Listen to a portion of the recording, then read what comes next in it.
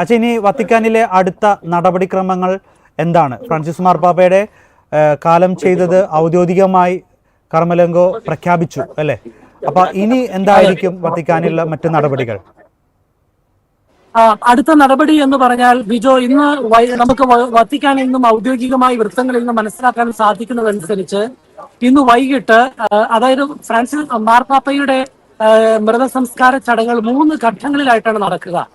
അതിൽ ഒന്നാമത്തെ ഘട്ടം നമുക്ക് വത്തിക്കാന്റെ ഔദ്യോഗികമായ വൃത്തങ്ങളിൽ നിന്ന് മനസ്സിലാക്കാൻ സാധിക്കുന്നതനുസരിച്ച് ഈ കാസ സാന്താ മാർത്തയിൽ, അതായത് ഫ്രാൻസിസ് മാർപ്പാപ്പ താമസിച്ചിരുന്ന ചാപ്പലിൽ ഫ്രാൻസിസ് മാർപ്പാപ്പയുടെ മൃതദേഹം ഔദ്യോഗികമായി ശവമഞ്ചത്തിൽ വെച്ച് കഴിഞ്ഞതിന് ശേഷം ഫ്രാൻസിസ് മാർപ്പാപ്പയുടെ കൈകളിലേക്ക് ഒരു പാം വെച്ചു കൊടുക്കുന്ന ഒരു പതിവുണ്ട്.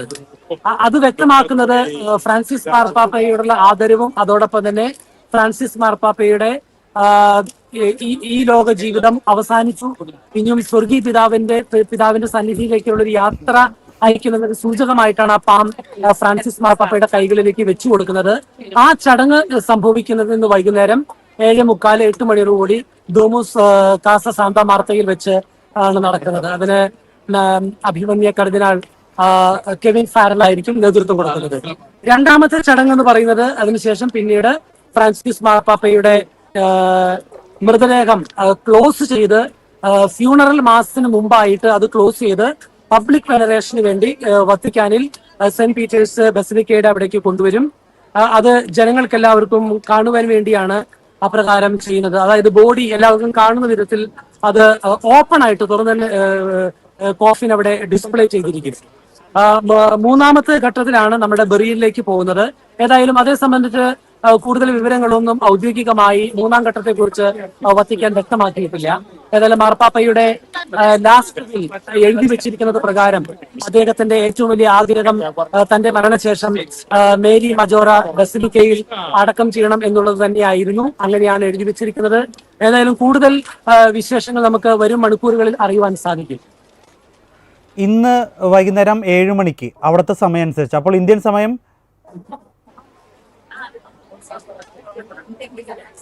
ഇന്ന് വൈകുന്നേരം 7 മണിയോടുകൂടി അല്ലേ? 7 മണി 8 മണി 7:45 റോമൻ സമയം 7:45 8 മണിക്കാണ് ആ സർവീസ് മാർപ്പാപ്പ താമസിക്കുന്ന സാന്താ മാർത്ത ഡോമോസ് കാസയിൽ ആ ചാപ്പലിൽ നടക്കുക. തുടർന്ന് ഇനി സംസ്കാര ശുശ്രൂഷകൾ എന്നായിരിക്കും? അതിനെക്കുറിച്ചുള്ള വിവരങ്ങൾ പുറത്തുവിട്ടിട്ടുണ്ടോ? സാധാരണയായിട്ട് മാർപ്പാപ്പ മരിച്ചു കഴിഞ്ഞാൽ ഏറ്റവും പുതിയതായിട്ടുള്ള അറിവനുസരിച്ച് 9 ദിവസങ്ങളാണ് നീണ്ടു നിൽക്കുന്ന ദുഃഖാചരണങ്ങൾ നടക്കുക. അതിനുശേഷമാണ് അടക്ക് നടക്കുക. അപ്പൊ അതുകൊണ്ട് 9 ദിവസം നീണ്ടു നിൽക്കുന്ന ദുഃഖാചരണമാണ് ഇനിയും ഉണ്ടാകാനായിട്ട് സാധ്യത.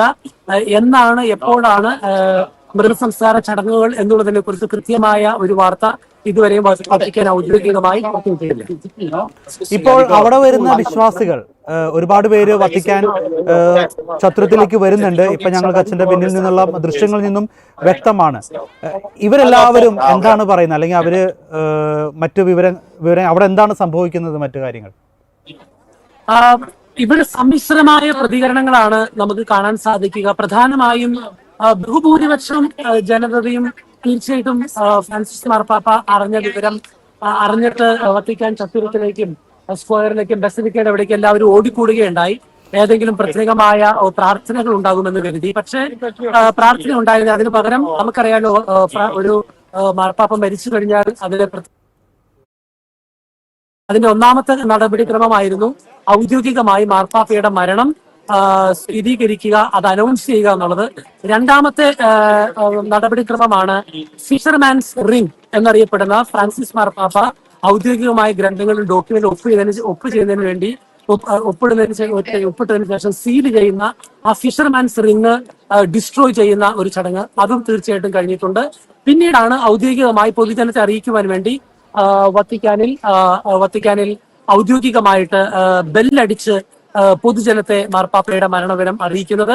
അത് ഇവിടെ ഉച്ചയോടുകൂടി ആ ബെല്ലടിച്ച് ഏതാനും മിനിറ്റുകൾ നേരം തുടർച്ചയായി ആ മണി മുഴക്കിയിരുന്നു മാർപ്പാപ്പയുടെ ദിവംഗതനായ വിവരം പൊതുജനത്തെ അറിയിക്കുവാൻ.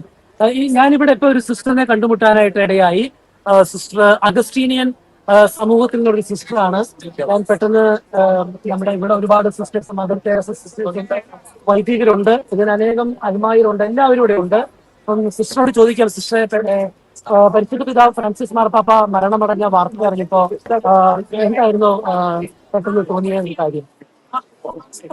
വളരെ വേദനാജനകമായ ഒരു വാർത്തയായിരുന്നു. ഇന്നലെ വരെയും ഞങ്ങളുടെ കുർബാനയിൽ ആക്റ്റീവായിട്ട് ഉണ്ടായിരുന്ന ഒരു പിതാവ് ഞങ്ങളെ വിട്ടുപോകുന്നു എന്ന വാക്കുകളില്ല പറയുവാനായിട്ട്. അതിലേക്ക് വേദനാജനകമായി. തീർച്ചയായും സിസ്റ്ററിന്റെ മുഖങ്ങളിൽ സംസാരത്തിൽ നമുക്ക് വ്യക്തമാണ്, വളരെ ഇമോഷണൽ ആണ് എല്ലാവരും തന്നെ. കാരണം ബിജോ അറിയാവുന്നത് പോലെ ഇന്നലെ ഈസ്റ്റർ കുർബാനയിൽ ഞങ്ങളെല്ലാവരും പങ്കെടുത്തിരുന്നു. വാസ്തവത്തില് കൊടും ചൂടായിരുന്നു ആ ദിവ്യബലിയുടെ മധ്യത്തിൽ.